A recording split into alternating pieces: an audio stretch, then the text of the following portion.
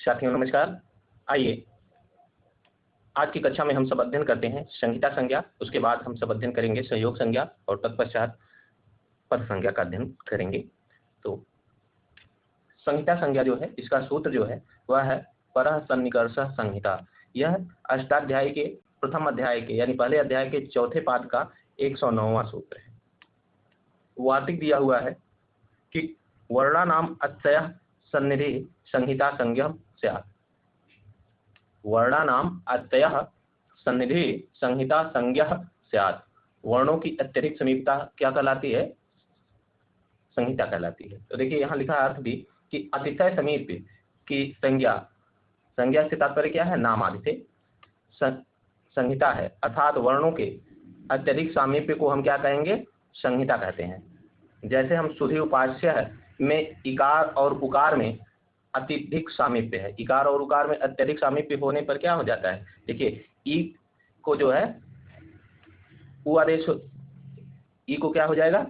या आदेश हो जाएगा, यण संधि लगेगी तो हो जाएगा शुद्धि उपास्य। ठीक,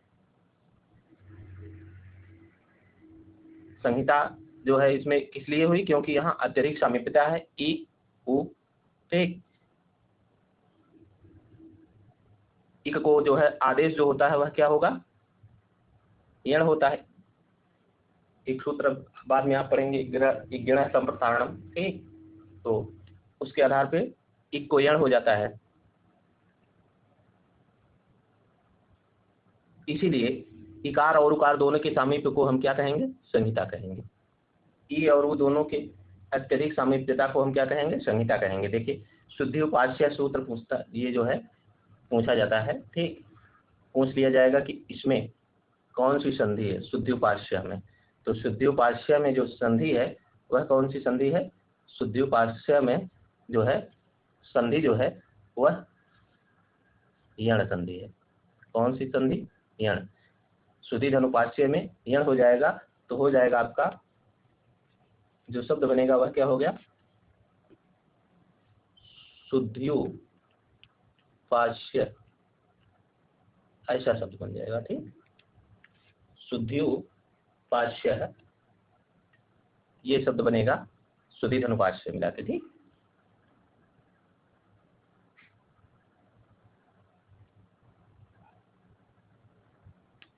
तो संहिता क्या है? वर्णों की अत्यधिक समीपता। यहाँ से प्रश्न ये पूछा जाता है कि वर्णों की समीपता क्या? परः सन्निकर्ष दे दिया जाएगा डॉट डॉट संहिता। वर्णानाम अत्यय सन्निधि डॉट डॉट संहिता संज्ञा। ठीक, ऐसे प्रश्न बना दिया जाएगा। तो आप सूत्र याद रखिएगा, सूत्र याद रहेगा तो आपके यहाँ से आने वाले प्रश्न कभी गलत नहीं होंगे कि वो परः सन्निकर्ष संहिता या वर्णानाम अत्यय सन्निधि संहिता संज्ञा। ठीक, अगला जो है वह है संयोग संज्ञा। क्या है? संयोग संज्ञा। संयोग संज्ञा का जो सूत्र है वह क्या है? हलो अनंतरः संयोगः। हलो अनंतरः संयोगः। हल अनंतर हो। ठीक, संयोग संज्ञा के लिए क्या आवश्यक है? हलो अनंतरः संयोगः। ठीक, यह अष्टाध्यायी में पहले अध्याय के पहले पाद का 7वां सूत्र है। ठीक, वार्तिक है अज्भिर व्यवहिता हलः संयोग संज्ञा स्युः।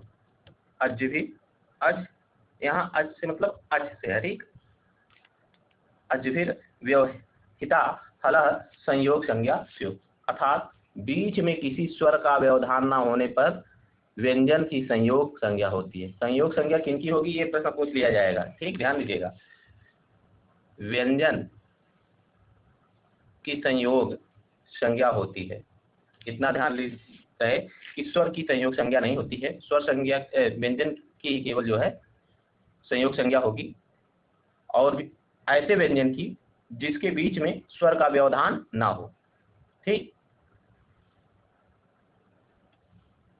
जिसके बीच में स्वर का व्यवधान ना हो उनकी क्या होगी? संयोग संज्ञा होगी। जैसे अगर हम संयोग संज्ञा में इसको और डिफाइन करें तो जैसे पुष्प हम शब्द ले लें, मान लीजिए क्या है शब्द पुष्प, ठीक। एक शब्द मान लीजिए ले लिया गया पुष्प, ठीक। ये पुष्प शब्द है। तो पुष्प में इसको अगर हम अलग अलग लिखेंगे तो प अ, ठीक, स,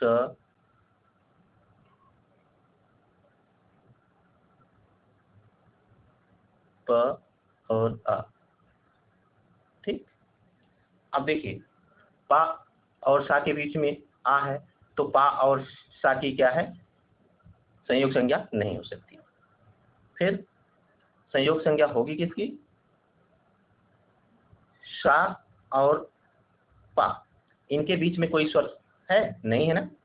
सा और पा के बीच में कोई स्वर नहीं है, यहाँ जो है स्वर नहीं है, तो इनकी जो है संयोग संज्ञा हो गई किसकी, सा की और पा की, तो बराबर हो क्या जाएगा, ये संयोग संज्ञा हो गई। क्या हो गए, संयोग संज्ञा। इसी तरीके से अगर हम राष्ट्र शब्द लें, क्या, राष्ट्र, ठीक। ये समझा रहे हैं ताकि आप हल अनंतर समझ जाए, ठीक। शब्द क्या है, राष्ट्र, राष्ट्र शब्द हो, ठीक। राष्ट्र शब्द में किसका होगा, अगर इसको हम लिखें तो र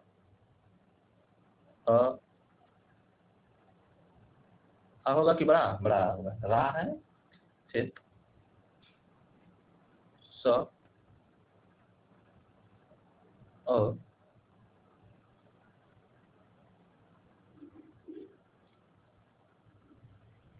रा लिख दें, ठीक। तो इसमें देखिए रा और सा के बीच में, इसके और इसके बीच में ये आ है, तो आ है तो इस कारण से यहाँ होगा नहीं, ठीक। और इसके सा और टा के बीच में कोई वर्ण नहीं है, इसलिए यहाँ संहिता होगी, ठीक। यहाँ स्वर का व्यवधान होने के कारण जो है नहीं हुआ, जबकि यहाँ हो गया, क्योंकि यहाँ इनके बीच में सा और टा के बीच में कोई स्वर वर्ण नहीं आ रहा है। और सूत्र भी यही कहता है कि बीच में किसी स्वर का व्यवधान ना होने पर व्यंजन यानी हल का संयोग संज्ञा होती है। इसीलिए यहाँ जो है सा और टा आपको जुड़े हुए लग रहे हैं। संयोग का मतलब होता है क्या, मिलना, जुड़ना, ठीक, आपस में।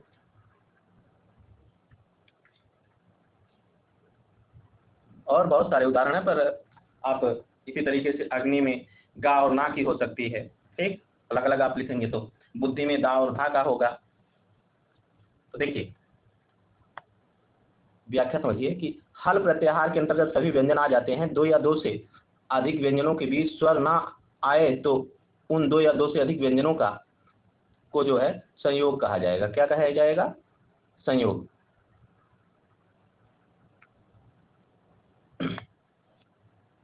हल प्रत्याहार के अंतर्गत सभी व्यंजन आ जाते हैं और दो या दो से अधिक व्यंजनों के बीच यदि कोई स्वर ना आए तो दो से अधिक व्यंजनों को संयोग कहा जाएगा।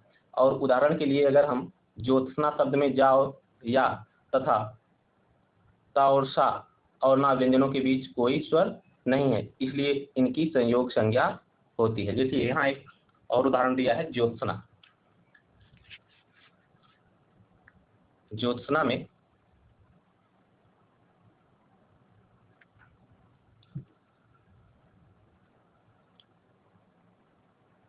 ज्योत्सना, ठीक, ज्योत्सना शब्द दिया है।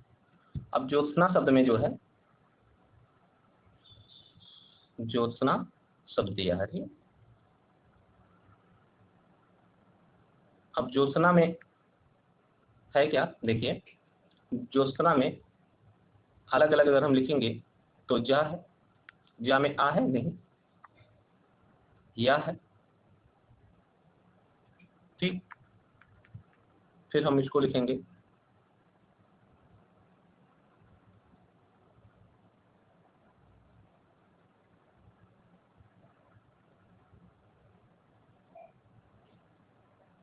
ओ, ठीक, फिर त,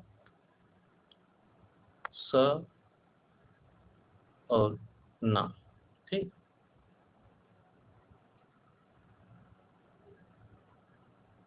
क्या हो जाएगा?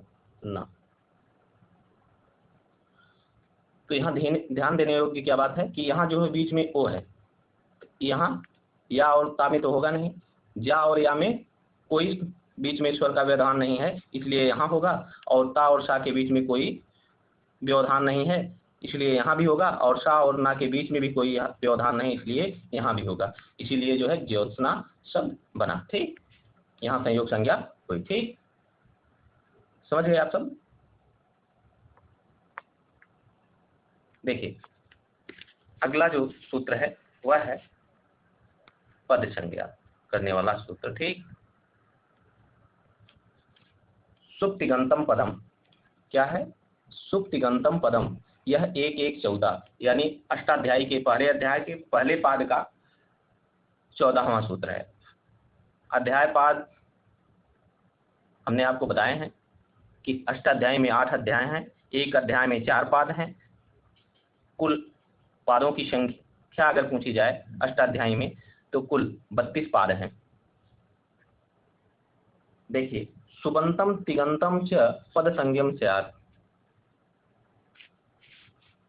लिखा है सुबंतम तिगंतम च पद संज्ञम स्यात्। सुबंत और तिगंत की पद संज्ञा होती है, अर्थात सुप प्रत्यय तथा तिंग प्रत्यय के अंत जिनके अंत में हो उन शब्दों की पद संज्ञा होगी, ठीक।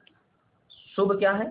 शुभ प्रत्यय में, शुभ प्रत्यय में सु और जस, अम और सस, ताभ्याम भी, गे भ्याम व्यस, ज्ञस भ्याम व्यस और ज्ञस ओस आम, ये ओम, ये ओस शुभ, ठीक।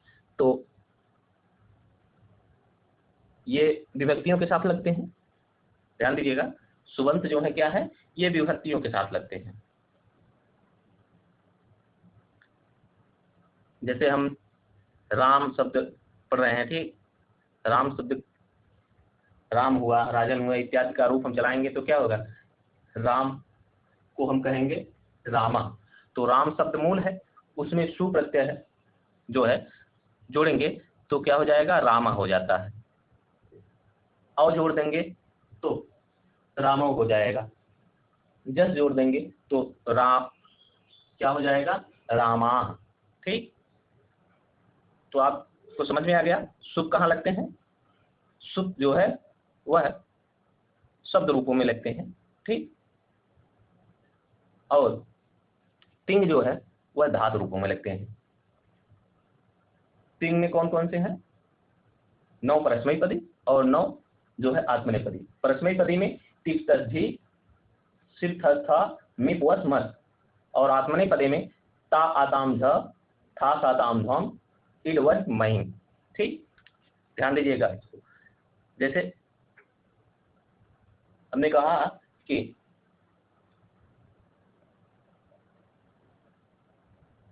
लिखति लिखतः लिखन्ति या पठति पठतः पठन्ति, ठीक। तो वे क्या हो जाएगा? तिंग प्रत्यय हो जाएंगे। इनमें जो पठ धातु है उसमें तिंग प्रत्यय जोड़ेंगे तो प्रथम पुरुष में होगा तिप तद्धि की जगह, ठीक। लिखत लिखतः लिखन या पठति पठतः पठन्ति, ठीक। पठ धातु में जो है तिप जोड़ेंगे तो पठति होगा, तस जोड़ेंगे तो पठता होगा, जी जोड़ेंगे तो पठन्ति हो जाएगा, ठीक। देखिए यहाँ री ली वणयो मिथा सावर्ण वाच्यम, वो हम कल की कक्षा में जो पढ़ रहे थे कि री और ली वर्ण की क्रमशः जो है भेद 18 प्रकार के होते हैं। दोनों के कितने 18 प्रकार के भेद आ ई उ के होते हैं, यानी सभी स्वरों के 18 प्रकार के। जबकि री और री इन 2 वर्णों को छोड़कर इनके कितने होते हैं? इनके 30 होते हैं। री और री वर्ण के कितने भेद होंगे? 30 होंगे, ठीक। तो इसकी व्याख्या थोड़ा समझ ली जाए, ठीक। पद संज्ञा की देखिए व्याख्या में स्व जस समावट ये सूत्र था सुप तक, वही जो हमने बताया सुओजस अमोर्सस काव्याम इत्यादि से लेकर ये वो सुप तक। ठीक, तो अष्टाध्यायी के चतुर्थ अध्याय के पहले पाद का दूसरा सूत्र है ये सुमोजस सूत्र जो। ठीक, ये कितने हैं कुल 7 विभक्तियां होती हैं, तो 7 के 3 गुना 3 करेंगे तो 21 प्रत्यय सुप और तथा टिप तक इडमहिं तक जो है अष्टाध्यायी में एक सूत्र है टिप तक इडमहिं, ये टिप तक से लेकर क्या है टिप तक ये अष्टाध्यायी के तीसरे अध्याय के चौथे पाद का 78वां सूत्र है। ये 18 इत्यादि यहाँ लिखा गया है क्या, सुप आदि कितने प्रत्यय हैं 21 और तिप्तसी इत्यादि जो है 3 प्रत्यय जो है वह कितने हैं 18। यहाँ ध्यान दीजिएगा 21 और 18। ठीक,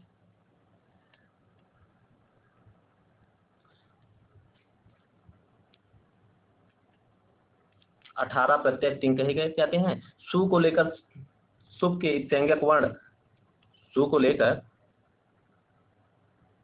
सुप के संज्ञक वर्ण पकार के साथ जोड़ देने पर सुप प्रत्यय बनता है, जो सुप से लेकर सुप तक के 21 प्रत्ययों का बोधक होता है। सुप का देने से क्या हो जाएगा 21 जो प्रत्यय हैं उनका बोध हो जाता है। ये सुप तथा और तिंग जिन शब्दों के अंत में होते हैं उनकी पद संज्ञा होती है, यानी सुप लगा हो पद के अंत में, जिन शब्द के अंत में जो है सुप लगा हो या तिंग लगा हो उनकी पद संज्ञा होती है। अर्थात सुबंत एवं तिगंत शब्दों को हम क्या कह सकते हैं पद कह सकते हैं। सुबंत और तिगंत शब्दों को हम क्या कह सकते हैं पद। उदाहरण के लिए अगर हम राम प्रातिपदिक मूल है, प्रातिपदिक का तात्पर्य क्या है मूल शब्द के अंत में सुप प्रत्यय जोड़ते हैं तो सुप होने पर रामः की पद संज्ञा हुई। इसी प्रकार भू आदि के अंत में तिंग प्रत्यय यानी तिप होने से भवत की भी पद संज्ञा हुई। हमने कहा ना लिखत लिखता लिखंती या भवति भवता भवंति भू धातु हो जाएगा तो भवति भवता भवंती हो जाएगा। ठीक, यानी कुल मिलाकर सारांश यह है कि आधातु जैसे राम सर्व अस्मर आदि के रूपों को सुबंत और धातु रूपों को भवति पठत आदि को तिंग कहते हैं। हमने पहले बताया कि जो शब्द रूप है अधातु के रूप जो हैं जो धातु से परे है, यानी धातु रूप आप इतना जानिए केवल कि धातु रूपों को जो है तिंग कहा जाता है, बाकी धातु रूप से परे जो है आधातु शब्द जो हैं उनको क्या है सुप कहा जाता है। तथा सुबंत एवं तिगंत दोनों प्रकार के शब्दों को हम क्या कहेंगे पद कहते हैं। देखिए आधातु के रूप को तो हम क्या कहेंगे सुबंत कहेंगे, आधातु के रूप को सुबंत। ठीक, अधातु के रूप को सुबंत और धातु के रूप को हम क्या कहेंगे तिगंत। और सुप और तिंग इन दोनों के रूपों को हम क्या कहेंगे पद। क्या कहेंगे पद। तो सुबंत नाम पद एवं तिगंत क्रियापद कहे जाते हैं। सुबंत नाम पद एवं तिगंत क्रियापद, यानी जो सुप होगा उन्हें हम नाम पद के नाम से भी जानते हैं। ये भी प्रश्न पूछा जाता है कि सुबंत नाम पद के नाम जो है हम किसे कहेंगे सुबंत को या तिगंत को। तो सुबंत को नाम पद और तिगंत को जो है क्रियापद, यानी ये क्रियाओं के साथ जुड़ते हैं और ये नाम के साथ जुड़ते हैं सुबंत। ठीक, आशा है आप समझ गए हैं। ठीक, इति संज्ञा प्रकरणम, इस प्रकार जो है संज्ञा प्रकरण आपका समाप्त हुआ। तो देखिए यहाँ नीचे कुछ दिया है कि इस संज्ञा प्रकरण में प्रायः संधि प्रकरण के उपयोग की साधारण संज्ञाएं ही कही गई हैं। टी घू घा भा आदि संज्ञाएं नहीं है, ये यथा अवसर कही जाएंगी। इसलिए संज्ञा प्रकरण का तात्पर्य केवल संधि प्रकरण योगी संज्ञाओं के प्रकरण से है, ना कि सभी संज्ञाओं से है के प्रकरण से है। ठीक, देखिए यहाँ इसके अतिरिक्त हमने इसी चैनल पर अन्य जो संख्याएं हैं जैसे टी संज्ञा घू संज्ञा घा संज्ञा भा संज्ञा इत्यादि जो भी अन्य संज्ञाएं हैं बची हुई, ठीक, उन पर हमने जो है कुछ शार्ट वीडियो के रूप में कक्षा उपलब्ध कराई है और कुछ लॉन्ग वीडियोज के रूप में। तो आज अगर आप टी घू घा भा आदि संज्ञाओं का अध्ययन करना चाहते हैं तो आप इसी चैनल पर सर्च कर सकते हैं, देख सकते हैं, ठीक, उनका अध्ययन कर सकते हैं। अब हम सब अगली कक्षा में संधि प्रकरण पर अध्ययन करेंगे संधि प्रकरण लघु सिद्धांत कौमुदी के आधार पर। ध्यान दीजिएगा, नहीं तो संधि प्रकरण पर चर्चा हम पूर्व में किए हैं, लेकिन जो इस समय हम आप मिलकर चर्चा कर रहे हैं वह जो है लघु सिद्धांत कौमुदी के आधार पर चर्चा हो रही है। ठीक, मिलते हैं अगले कक्षा में, तब तक के लिए नमस्कार।